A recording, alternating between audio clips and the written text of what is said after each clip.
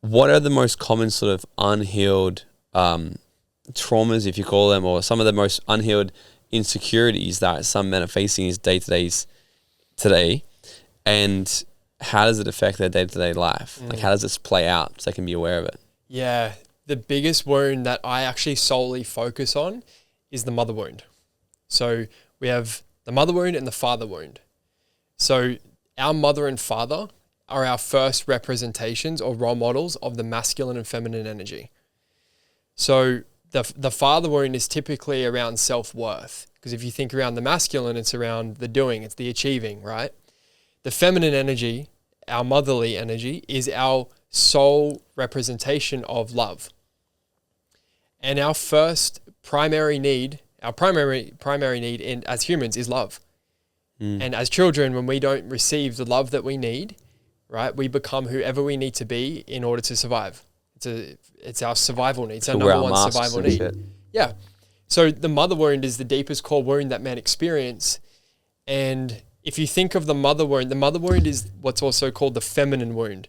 Because think of when we're welcomed into this world, it's the divine feminine mother, the nurturing, the nurturing, nourishing energy of the motherly energy, the soft touch, the gentle touch, the regulated mother who reflects back to you that all of you is perfect, all of you is welcome. One quote that hit me was that your ability to regulate your emotions is directly related to your parents' ability to regulate their emotions. Oh shit! Yeah. So it makes sense. We'll just model how to survive. Yeah. From them, right? Yeah, but a little. So, for example, a little child comes into this world and feels this dysregulated mother, where there's this disconnect already. It can feel this sense of abandonment, this sense of rejection, this sense of must be something wrong with me. So what happens is, so it's not necessarily something that might have been said to them at one point, or that happened to them. You're saying it's like just a nervous system spoke to another nervous system. Is that what you're explaining? Yes, exactly. Yeah, it's our nervous system speaking to each other. And when we come into this world, and let's just say we have an anxious mother or an overbearing mother, where it's like over-consuming, it's too much, because she has a wounded inner child and she's actually seeking to fulfill her unmet needs through you as a child. This is what happens. We then feel that, and then we take on, this is how generational trauma begins. And when we think of attachment styles in relationship, so this is our first experience with relationship. This is why attachment styles are developed in infancy. In the first stages of childhood, based on the quality of touch that we did or didn't receive, the regulated nervous systems of our parents, right? And how present they were with us and how much they reflected back to us that all of us is okay and welcome. So this is where the disconnect really begins. And so what typically happens is when a child doesn't feel safe enough to be themselves because they can feel there's something wrong, or they are experiencing this anxiousness from their mother, what happens is they don't feel safe enough to actually start developing their sense of self, their connection to their own emotions. When the mother's disconnected from her emotions, or the caregivers are disconnected, the child becomes disconnected from theirs because they don't have a role model to show what it looks and feels like to be connected to self.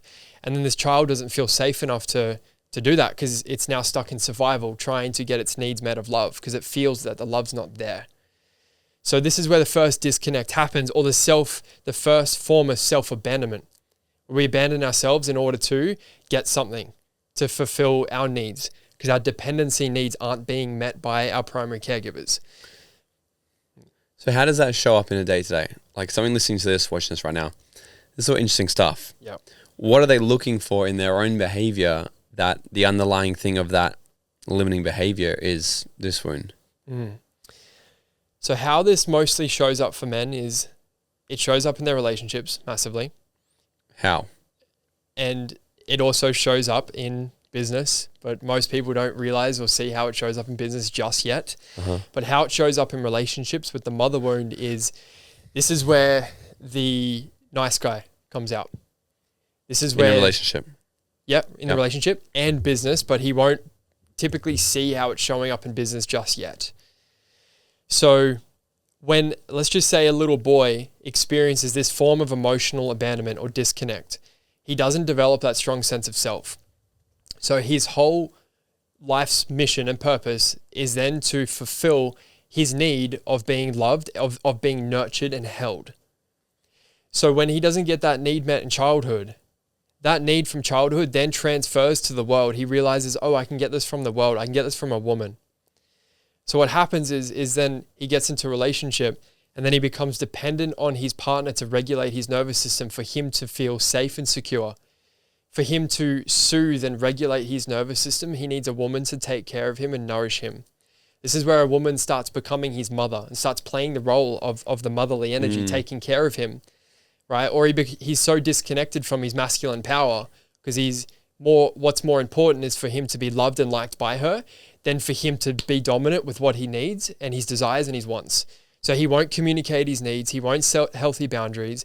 He definitely won't speak his fucking truth because there's the potential, if he does, that love will be taken away from him or she he'll might be leave rejected. or something. Is this more like an anxious, would the nice guy be more of an anxious attachment style or could it be both or?